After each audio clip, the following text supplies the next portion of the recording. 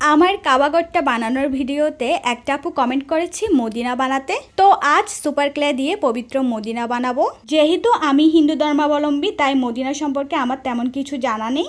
এতটুকুই জানি এটা ইসলাম ধর্মীয়দের অনেক পবিত্র একটা স্থান।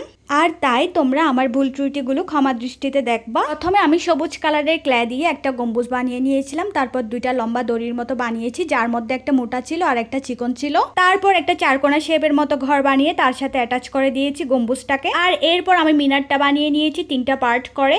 আর এখানে আমি ক্রিম কালার ক্লেটা ইউজ করেছি। আর দুটোটা বানানোর পর আমি সবশেষে এখানে ডমস ব্রাশ পেন দিয়ে একটু ডিটেলিং করে দিয়েছি। এরপর একটা কার্ডবোর্ডের উপর কিছুটা সবুজ গাছের মতো এঁকে আমি গম্বুজগুলোকে বসিয়ে দিয়েছি। সামনের দিকে ক্লে দিয়ে কিছু ফ্লাওয়ার বানিয়ে বসিয়ে দিয়েছি। আর উপরে একটা ছোট্ট করে চাঁদও দিয়ে দিয়েছি। আর এভাবেই তৈরি হয়ে গেল পবিত্র মদিনা। এবার কমেন্টে জানাও আমার বানানো এই পবিত্র মদিনাটা তোমাদের কাছে কেমন লেগেছে। টাটা।